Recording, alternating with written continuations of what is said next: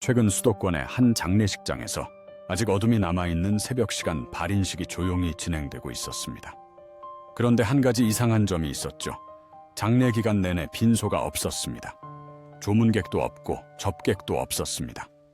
국화꽃으로 빽빽한 제단도 북적이는 소리도 없었습니다.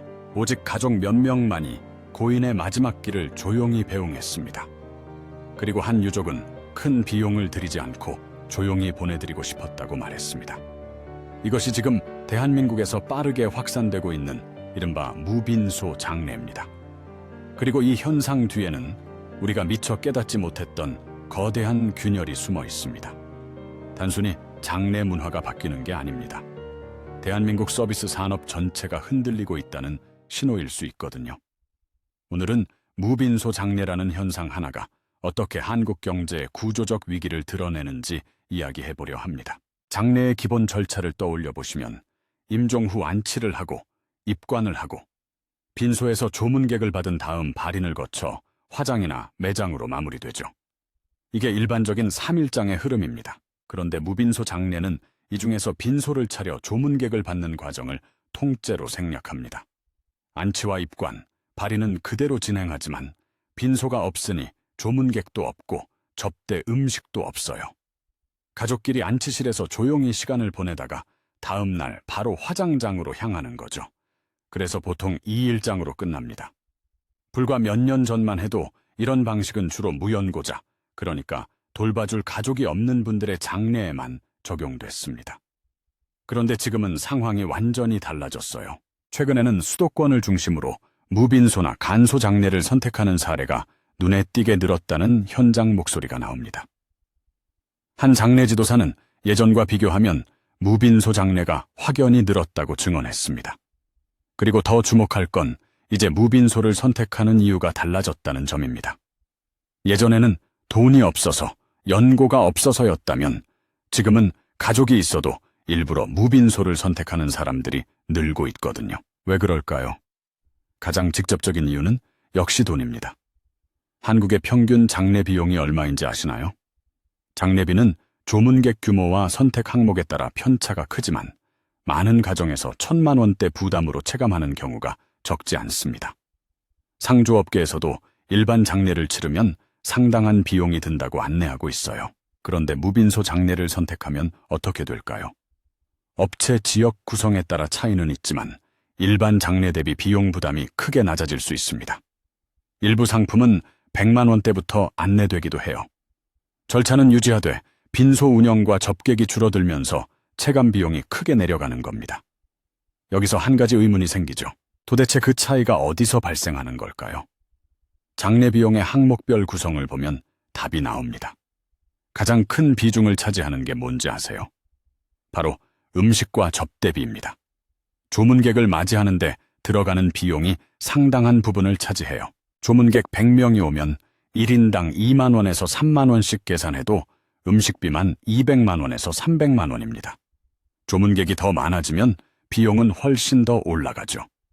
그 다음이 빈소 사용료, 상조 서비스와 용품비, 장례 용품비 순입니다. 무빈소 장례에서는 이 중에서 가장 큰 비중을 차지하는 음식과 접대비가 완전히 사라집니다. 빈소 사용료도 크게 줄어들고요. 남는 건 기본적인 상조 서비스와 용품비, 안치실 이용료 정도뿐이에요. 그래서 200만 원대가 가능한 겁니다. 검소하게 치르려고 해도 1,200만 원이 넘게 들었다는 온라인 글이 화제가 된 적이 있죠. 한 유족은 어머니 장례를 밤 10시에 임종하셔서 1일장으로 치렀는데도 나중에 정산해보니 900만 원이 나왔다고 했습니다. 손님 슬리퍼, 주방 가위, 한 병 먹고 남은 숙취 해소제 9병까지 사소한 것 하나하나 전부 비용으로 청구됐다는 거예요. 그런데 비용만이 이유일까요? 사실 더 본질적인 변화가 있습니다. 조문 문화 자체가 무너지고 있거든요.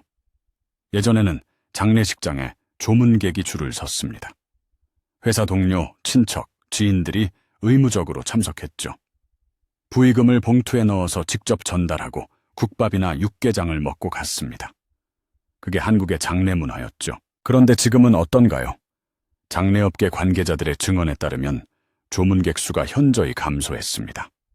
빈소를 차려도 오는 사람이 없는 상황이 반복되고 있어요. 왜 이렇게 됐을까요? 첫 번째 이유는 핵가족화와 1인 가구의 폭증입니다. 2024년 기준 대한민국의 1인 가구는 약 800만 가구로 전체 가구의 3분의 1을 넘어섰습니다. 세 집 중 한 집 이상이 혼자 사는 거죠. 연령대별로 보면 더 충격적입니다. 70세 이상 고령층이 가장 많고 그 다음이 20대 후반 이하 젊은 층이에요. 고령의 독거노인과 젊은 1인 가구가 양쪽 끝에서 늘어나고 있는 겁니다. 조문을 받을 친인척과 지인이 물리적으로 줄어들 수밖에 없는 구조죠. 수도권의 한 대학교 사회학과 교수는 도시화와 개인화가 진행되면서 사회적 관계가 줄어들어 생겨나는 문화라고 분석했습니다. 조의금을 건네고 상부상조하기보다는 가족끼리 고인에게 집중할 수 있도록 추모 문화가 변화하고 있다는 겁니다. 두 번째는 조의금 문화의 변화입니다. 과거에는 현금 봉투를 직접 가져다 드렸지만 이제는 계좌이체로 대체되는 경우가 많아졌어요. 굳이 빈소에 나갈 필요가 줄어든 거죠. 세 번째는 코로나의 영향입니다. 팬데믹 기간 동안 감염 우려 때문에 조문을 자제하기 시작했는데 이 습관이 팬데믹이 끝난 뒤에도 계속 이어지고 있어요. 한번 조문을 안 가보니까 굳이 가야 하나 싶은 거죠. 온라인에는 무빈소 장례에 대한 찬성 의견이 쏟아지고 있습니다. 진작 이런 문화가 필요했다. 무빈소 1일장 지지한다. 이제 세상이 제대로 돌아가고 있다. 이런 반응들이에요. 실제로 무빈소를 경험한 유족들의 후기를 보면 대부분 만족감을 표현합니다. 한 50대 주부는 지난해 부친상을 무빈소로 치렀다고 했습니다. 평소 남에게 빚지는 것을 좋아하지 않으셨던 아버지의 뜻을 따랐다고요. 조의금을 관리하고 조문객 음식을 신경 쓰는 시간을 줄이는 대신 식구들끼리 허례허식 없이 추모할 수 있어서 좋았다고 했어요. 또 다른 유족은 오랜 기간 요양원에 계시던 어머니를 보내면서 무빈소를 택했습니다. 경제적인 문제에서 훨씬 자유로웠다면서 비용은 그대로 나가는데 오는 사람도 없고 빈소에 가족만 덩그러니 있으면 무슨 의미가 있겠냐고 했죠. 장례를 직접 치러본 사람들은 다 안다고들 합니다. 돈도 돈이지만 잠도 못 자고 피곤한 가운데 조문객 맞이하고 절하고 진짜 발인 날에는 죽을 것 같다고요. 하지만 여기서 우리가 놓치지 말아야 할 게 있습니다. 장례를 직접 치러보신 분들은 아실 겁니다. 사랑하는 사람을 잃고 슬픔과 비통에 빠져 있을 때 조문객의 방문이 얼마나 큰 위로가 되는지를요. 고생 많으셨어요. 힘내세요. 한마디. 손을 잡아주는 따뜻한 악수 한 번. 함께 눈물 흘려주는 그 존재감 자체가 유가족에게는 버틸 수 있는 힘이 됩니다. 빈소는 단순히 조문객을 받는 공간이 아니었습니다. 고인을 추억하고 살아남은 사람들이 서로를 위로하며 당신 혼자가 아니다 라는 메시지를 전하는 곳이었죠. 한 장례 전문가는 이렇게 말했습니다. 빈소는 유가족이 슬픔을 사회적으로 표현하고 치유받는 공간이었습니다. 그 공간이 사라진다는 건 슬픔마저 개인화되고 고립된다는 의미일 수 있어요. 무빈소 장례가 경제적으로 합리적일 수는 있습니다. 하지만 우리가 잃어버린 것도 있습니다. 함께 슬퍼하고 함께 위로하는 공동체의 연대감. 그 따뜻함이 사라지고 있다는 게 안타깝습니다. 그런데 여기서 한 발짝 물러서서 생각해 볼 필요가 있습니다. 이게 정말 자발적인 선택일까요? 표면적으로 보면 무빈소 장례는 유족의 자유로운 선택처럼 보입니다. 고인을 조용히 추모하고 싶다, 허례허식을 피하고 싶다, 경제적 부담을 줄이고 싶다, 이런 이유들이죠. 하지만 경제학적 관점에서 보면 이건 순수한 자유 선택이 아니라 구조적 제약 속의 선택입니다. 1,000만 원대 지출은 가계에 큰 부담이에요. 특히 소득이나 주거비 압박이 큰 가정일수록 비용을 감당할 수 있느냐가 장례 방식 선택을 좌우하기도 합니다. 이미 주택 비용, 자녀 양육비, 노후 자금으로 압박받고 있는 중산층 가정에게 1,000만 원대 장례 비용은 선택이 아니라 강제에 가까워요. 게다가 많은 사람들이 무빈소를 선택하면 조문 문화는 더욱 축소됩니다. 결과적으로 빈소를 차려도 조문객이 오지 않아 음식비만 낭비되는 상황이 생기죠. 이건 다시 무빈소 선택을 강화하는 악순환 구조를 형성합니다. 공공 차원의 장례 지원 인프라 논의가 변화 속도를 따라가지 못했다는 지적도 있습니다. 일부에선 제도와 인프라가 변화의 속도를 충분히 흡수하지 못했다고 봅니다. 그래서 무빈소 장례를 개인의 취향만으로 보지 않고 비용 부담과 인구 구조 변화가 함께 만든 결과로 해석하는 시각도 있습니다. 자, 이제 이 이야기의 핵심으로 들어가 보겠습니다. 무빈소 장래가 확산되면서 장례식장 산업 전반이 흔들리고 있습니다. 이 흐름을 이해하려면 장례식장의 수익 구조부터 봐야 합니다. 장례식장 매출은 크게 빈소 사용료와 음식 접객 비용으로 나뉩니다. 여기서 중요한 포인트는 많은 장례식장에서 음식과 접객 항목의 비중이 생각보다 크다는 점입니다. 특히 음식비는 수익의 큰 축이에요. 그런데 무빈소 장례가 늘어나면 어떤 일이 생길까요? 조문객이 줄고 식사 제공이 사라지면서 음식비 수익이 급감하거나 사실상 없어집니다. 결국 운영비를 감당하기가 어려워지고 현장 수익성은 직접적인 타격을 받을 수밖에 없습니다. 현장에선 중소 장례식장의 경영 부담이 커지고 있다는 이야기가 나옵니다. 지역에 따라선 실제로 운영을 접는 곳도 거론됩니다. 조문객이 줄어들면서 식음료 부대 매출은 감소하는데 인건비와 시설 유지비 같은 고정비는 남아 빈소료만으로는 버티기 어렵다는 목소리도 들립니다. 장례식장이 문을 닫으면 고용이 줄어듭니다. 장례식장뿐 아니라 식사 장례용품, 운구꽃 등 주변 서비스도 영향을 받습니다. 지역에서 발생하던 장례 수요가 외부나 대형 시설로 이동하면 지역 내 소비와 일자리도 함께 위축될 수 있습니다. 그리고 여기서 역설이 생깁니다. 한국은 빠르게 초고령 사회로 진입했고 사망자 수는 중장기적으로 증가 압력을 받습니다. 그런데 지역 장례 인프라가 약해지면 앞으로는 예약 적체 이동 부담 비용 상승 같은 형태로 장례 장사 시스템의 부담이 더 커질 가능성이 있습니다. 사망자 수는 계속 늘어나는데 조문 문화는 붕괴되고 있습니다. 장례식장은 이 모순 속에서 수익성이 급락하는 위기를 맞이한 거죠. 문제는 여기서 끝나지 않습니다. 최근 몇 년 사이 가족이나 인수할 사람이 없는 사망이 빠르게 늘고 있어요. 매년 증가 추세입니다. 지자체 현장에서는 유족이 있어도 시신 인수를 거부하거나 회피하는 사례가 적지 않다는 이야기가 나옵니다. 장례 비용을 감당하기 어려워 시신 인수를 포기하는 경우도 있다고 해요. 결국 가족이 있어도 비용 때문에 시신을 인수하지 못하는 상황이 생기고 있는 겁니다. 이건 단순한 장례 문화의 변화가 아닙니다. 사회 안전망의 붕괴입니다. 또 하나의 위기가 다가오고 있습니다. 납골당 포화 위기예요. 한국은 화장 중심으로 장사 문화가 빠르게 이동했습니다. 그만큼 봉안시설 수요가 집중되면서 일부 지역에선 공설 봉안시설 여유가 줄고 있다는 지적도 나옵니다. 여기에 사용기간 만료에 따른 개장 수요까지 겹치면 관리 부담이 커질 수 있습니다. 산분장 같은 대안도 제도적으로 정비되는 흐름이 있지만 주민 수용성과 환경 우려, 추모 방식에 대한 논쟁 등 변수로 인해 지역별 속도 차이가 큽니다. 이쯤에서 무빈소 장례 현상을 경제학적으로 평가해 볼 필요가 있습니다. 신고정영제학 관점에서 보면 무빈소 장례는 제한된 예산 안에서 효용을 극대화하려는 합리적 선택입니다. 신고정영제학은 기본적으로 사람들이 자신의 선호에 따라 예산 제약과 가격을 고려해 얻을 수 있는 효용을 최대화하는 선택을 한다고 보는 경제학의 관점입니다. 1,000만 원대 비용을 피하고 200만 원으로 기본 절차만 진행하는 건 한계 효용 극대화의 관점에서 충분히 타당하죠.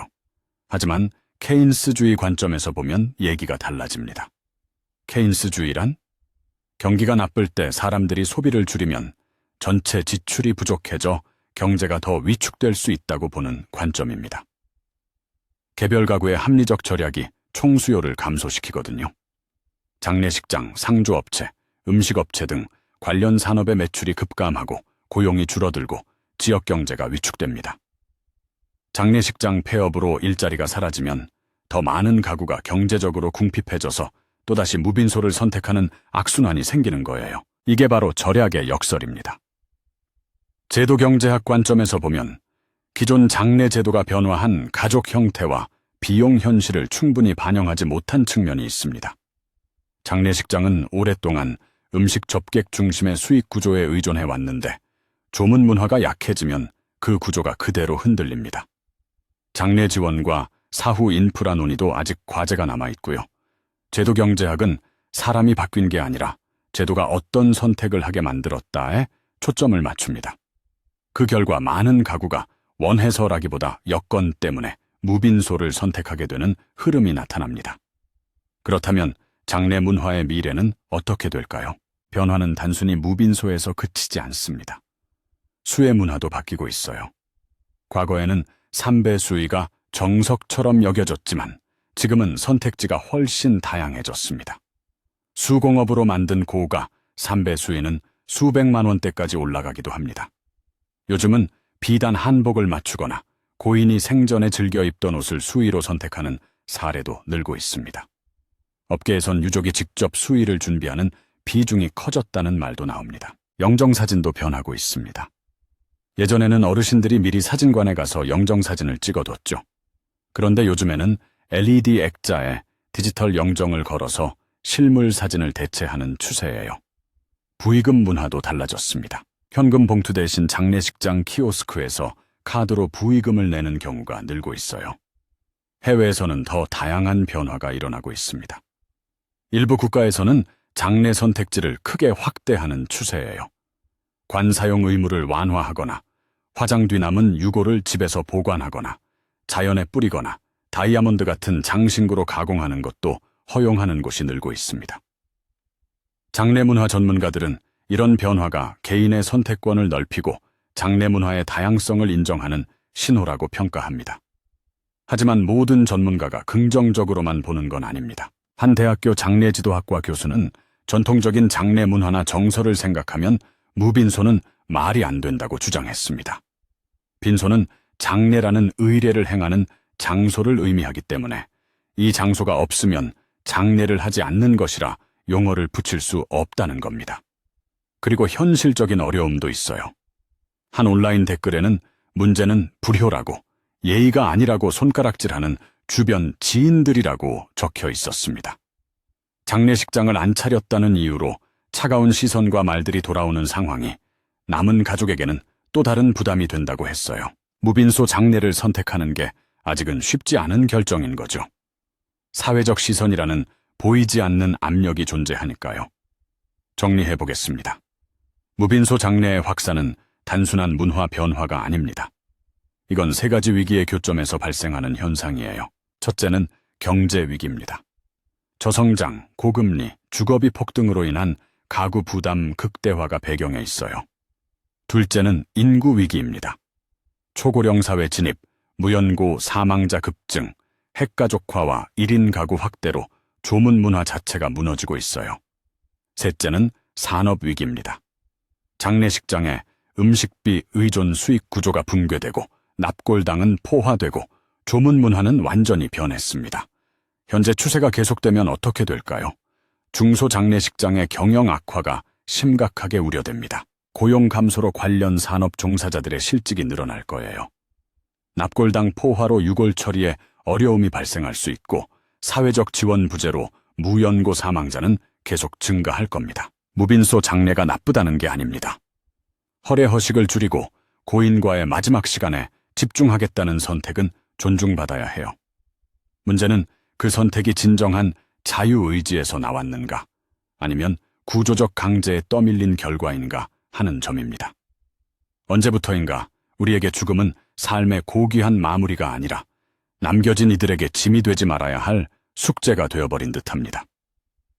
1인 가구의 급증은 단순히 혼자 사는 사람이 늘었다는 통계를 넘어 생의 마지막 순간을 함께 지켜줄 온기마저 희박해지고 있음을 의미합니다. 사회적 고립과 경제적 결핍이 교차하는 지점에서 많은 이들이 내 죽음이 누군가의 가계부 아래 무거운 짐으로 얹히지 않기를 간절히 바랍니다. 그래서 선택하는 무빈소 장례와 조용한 마지막은 어쩌면 합리적인 선택이기 이전에 세상에 미안함을 전하며 조용히 뒷모습을 감추려는 고독한 배려일지도 모릅니다. 북적이는 곡소리도 화려한 화환도 없이 정적만이 감도는 안치실 앞에서 우리는 묻게 됩니다. 우리는 충분히 사랑받고 떠나고 있는가, 아니면 그저 조용히 처리되고 있는가? 무빈소 장례의 확산은 어쩌면 대한민국이라는 사회가 어디로 향하고 있는지를 보여주는 거울일 수 있습니다. 고인을 보내는 마지막 길마저 비용 계산기를 두드려야 하는 현실. 그리고 그 비용을 감당하지 못해 가족의 시신조차 인수하지 못하는 사람들이 늘어나는 현실. 이건 장례 문화의 문제가 아닙니다. 우리 사회 전체의 문제예요. 마지막으로 온라인에 올라온 한 댓글을 소개하며 마무리하겠습니다. 작년에 엄마가 돌아가셨을 때 빈소 없이 다음 날 바로 화장으로 보내드렸습니다. 당신 생전에도 비싸게 돈 치를까봐 걱정하다 돌아가셨는데 어차피 부를 손님도 없었고 일가 친척도 몇 명 안 돼서 그냥 그렇게 치렀습니다. 이게 지금 대한민국의 민낯입니다. 오늘도 시청해주셔서 감사합니다.